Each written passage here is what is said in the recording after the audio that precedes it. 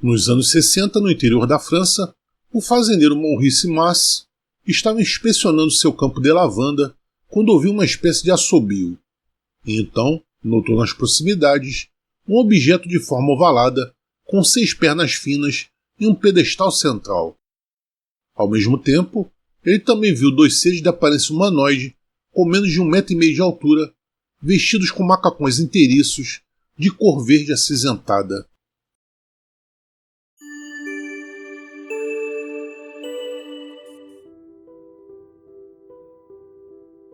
Em 1º de julho de 1965, perto do município de Valençole, no sudeste da França, perto de Nice, o fazendeiro chamado Maurice Masse notou algo incomum em seu campo de lavanda.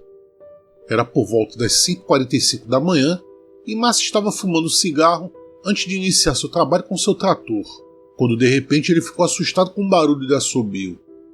Naquele momento, ele estava posicionado ao lado de uma pilha de entulhos de pouco mais de 2 metros de altura na beirada de um vinhedo.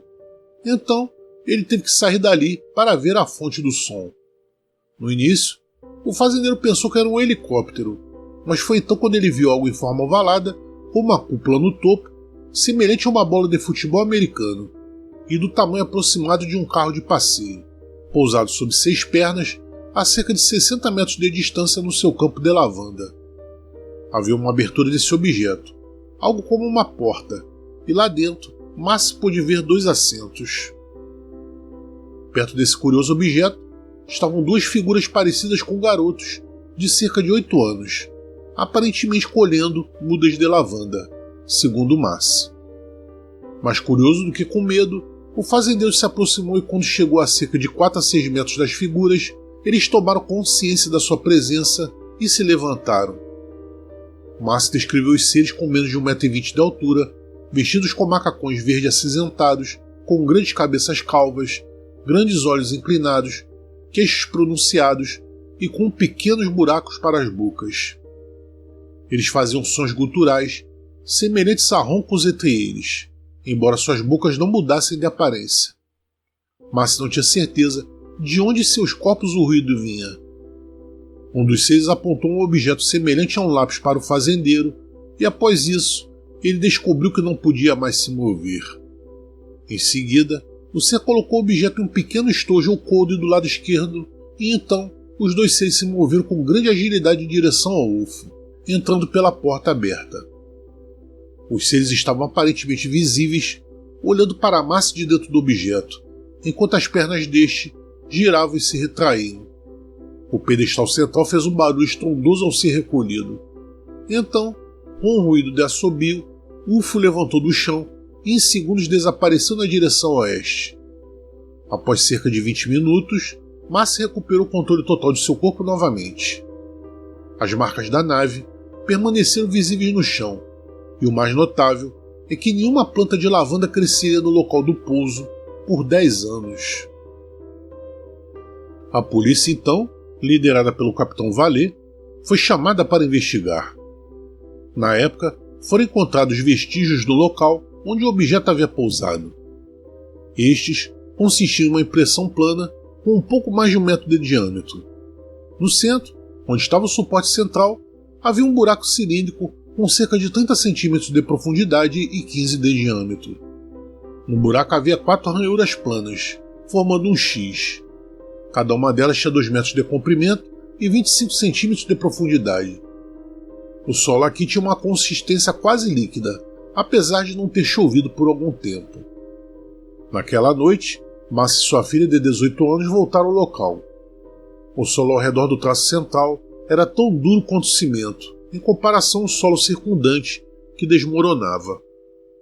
Após um período de tempo, uma área circular de 3 metros de diâmetro no meio de fileiras de plantas de lavanda morreu, com apenas algumas ervas daninhas continuando a crescer. Ao redor do perímetro, um número de plantas de lavanda ficaram atrofiadas e murcharam. O teor de cálcio do solo, retirado do local, foi muito maior do que no solo retirado de outras áreas do campo.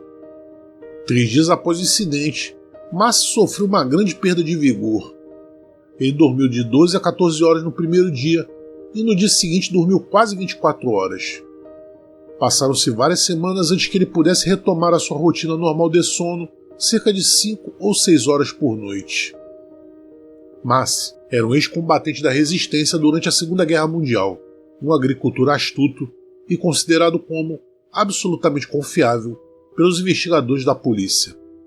Tanto o capitão Vallée como o prefeito de Valensole concluíram que Maurice Massey estava dizendo a verdade. O pesquisador Aimé Michel visitou e entrevistou Massey em 8 de agosto de 1965 e, no final dessa entrevista, mostrou ao fazendeiro um desenho do UFO, avistado pelo policial Lonnie Zamora em Socorro nos Estados Unidos. Mas considerou esse objeto igual ao que viu. O pesquisador Michel relatou que Massey parecia ansioso, nervoso e angustiado durante a entrevista. Ele disse sobre os seres: eles eram bons e não queriam nos causar nenhum mal. O famoso professor e pesquisador de UFOs, Jacques Vallée, descreveu o caso como um incidente de contato imediato mais bem autenticado na Europa continental, já que incluía não apenas traços rígidos, dados botânicos e dados fisiológicos, mas descrições detalhadas dos seres associados com o UFO. Ele veio ser conhecido como o caso Valensole. Não só é um dos contatos mais minuciosamente investigados já registrados, mas a investigação pelas agências governamentais francesas começou no dia do incidente. Em 1979, Vallée retornou à cena do incidente, se encontrando com Maurice Massey e 2 de seus amigos mais próximos, e fez uma série de observações interessantes.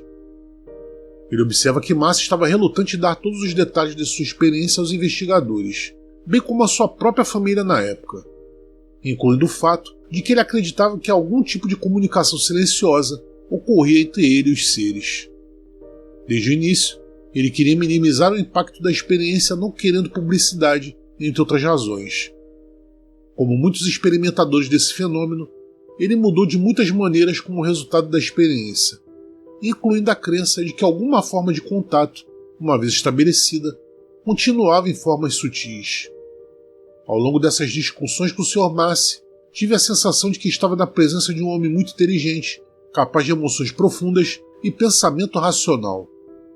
Ele também é bastante humilde, se recusando a aparecer em um documentário de televisão com um jornalista conhecido nacionalmente. Trouxe para mim uma fotografia de vestígios semelhantes deixados após outro caso. O Sr. Massey olhou para mim com uma mistura de espanto e alívio por alguém estar ciente dessas marcas em particular. Ele nos disse que às vezes os encontrava no seu campo, e era assim que ele sabia que eles voltavam. Ele apaga sempre os vestígios imediatamente.